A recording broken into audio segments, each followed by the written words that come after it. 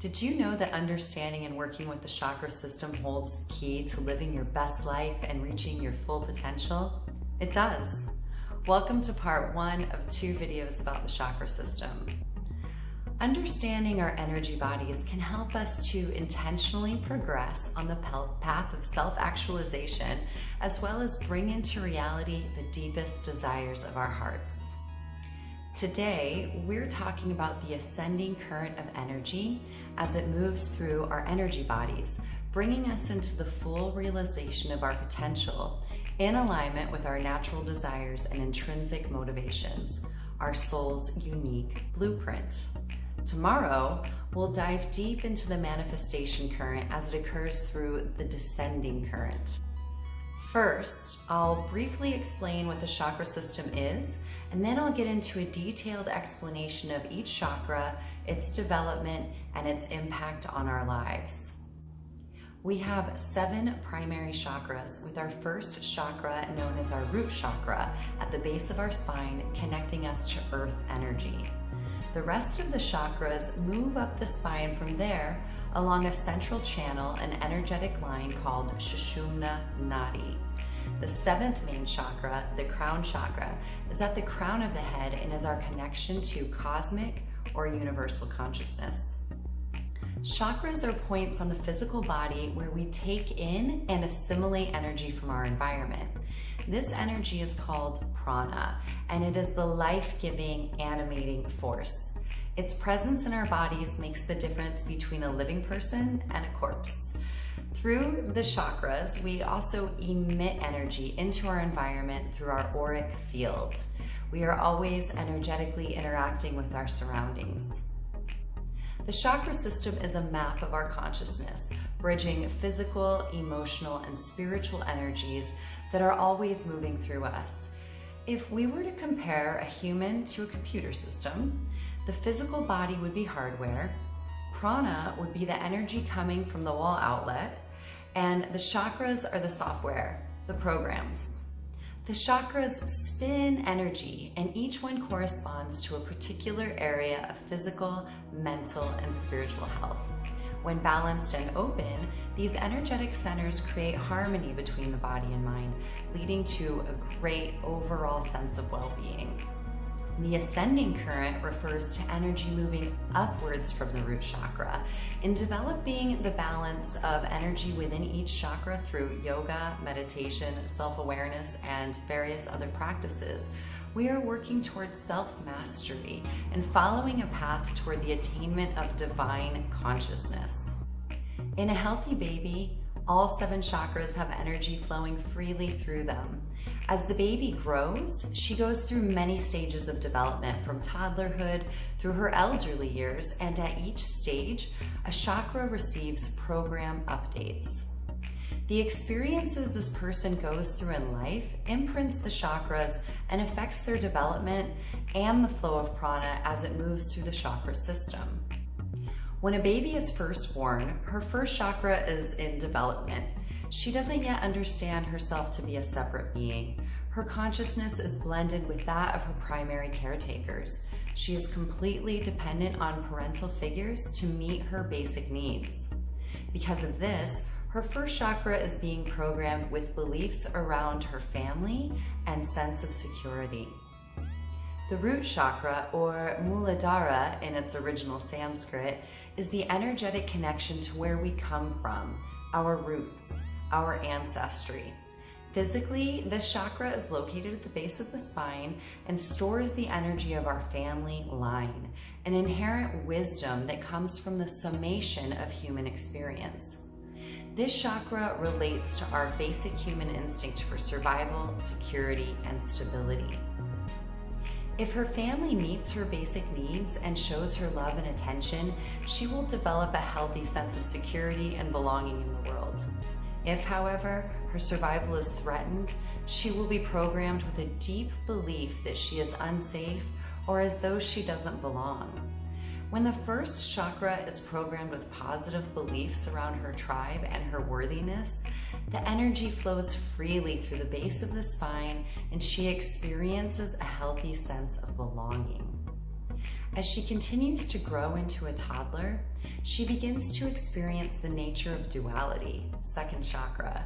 She comes to know herself through her own desires, needs, and emotions, separating her consciousness from that of her caretakers and localizing into her own body.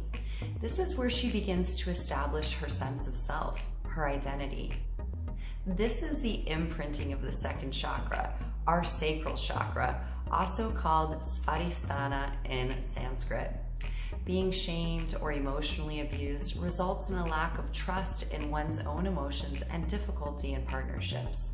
When we are not respected as separate beings and our boundaries are violated, whether that's physical, mental, emotional, spiritual, we may have difficulty experiencing pleasure.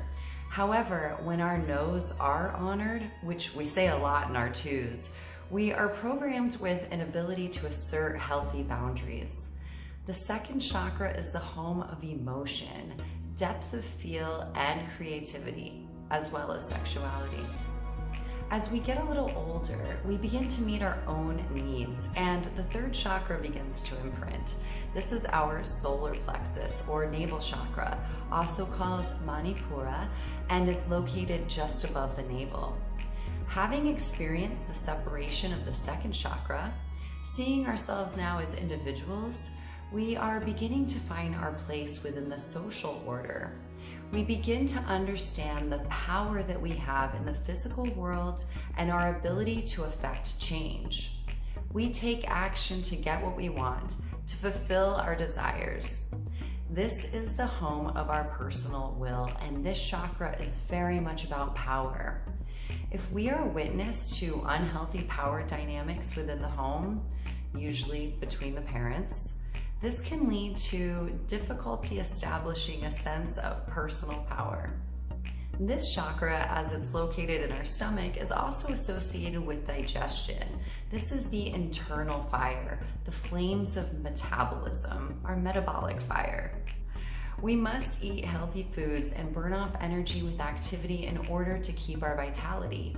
When we are healthy, we have the energy to go after what we want, to enact our will.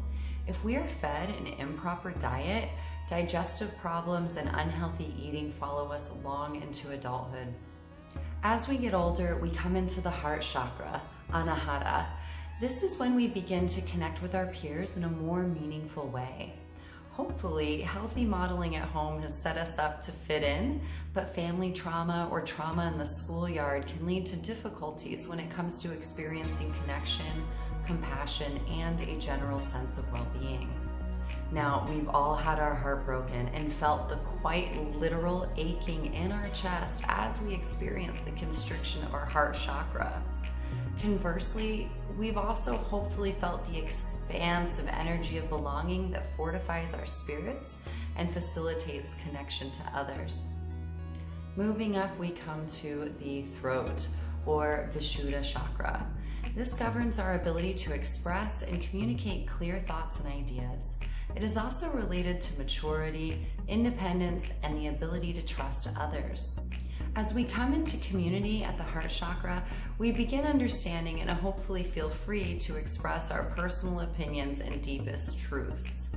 How they are received, whether respected and understood or shamed and condemned, will affect our ability to express freely in the world.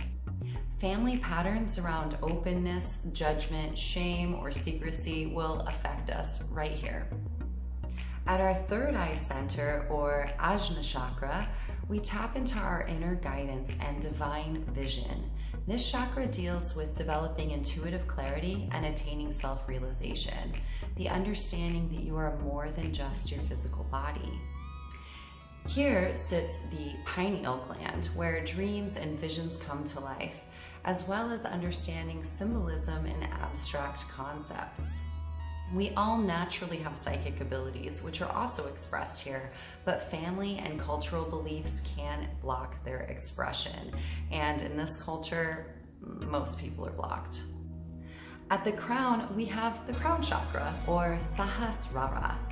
The role of this chakra is based in awakening consciousness and attaining enlightenment through the integration of the self into the one universal form of cosmic intelligence. Family and cultural beliefs around God can range from beauty, grace, and benevolence to the use of guilt and wrathfulness to establish control. This can leave us questioning what is true and demanding scientific facts and figures to prove something that, in my opinion at least, is ever-present and self-evident in its presence and its beauty. The idea of God will never be captured in words, maybe hinted at, but never fully captured, and must be experienced for oneself. But spiritual trauma can unfortunately block this incredible experience that is our birthright. This leads to deep skepticism and a mental orientation that leaves us disconnected from our soul essence. Now, the important thing to keep in mind is that despite any past trauma that may affect the flow of energy into, through, and from each of our 7 primary chakras, these patterns and programs are not fixed and can be expanded, balanced, and more deeply integrated within a free-flowing system through various practices such as meditation, yoga, mantra, affirmations, journaling, energy work, therapy, hypnotherapy, and so many more modalities. We are able to rewrite and refine these programs many times throughout our lives, working towards self-actualization. And I believe that by thinking in terms of the chakra system, we increase self-awareness, and as a result, we accelerate on our paths.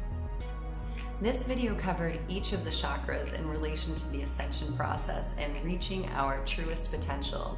If you had any aha moments in relation to your own life experiences and how it has affected your ability to reach your fullest potential, please comment below. I would love to hear from you. I'd also love to hear what you plan to do about it. Maybe something in this resonated for you.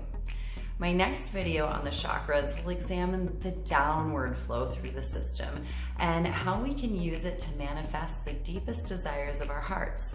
So please stay tuned and hit that subscribe button. If you liked this video, give it a thumbs up. If you'd like to stay in touch by subscribing to my newsletter, you can stay in the loop with retreats and events that I offer on the regular, and you'll see that link in the description box. I hope to see you very soon. Namaste.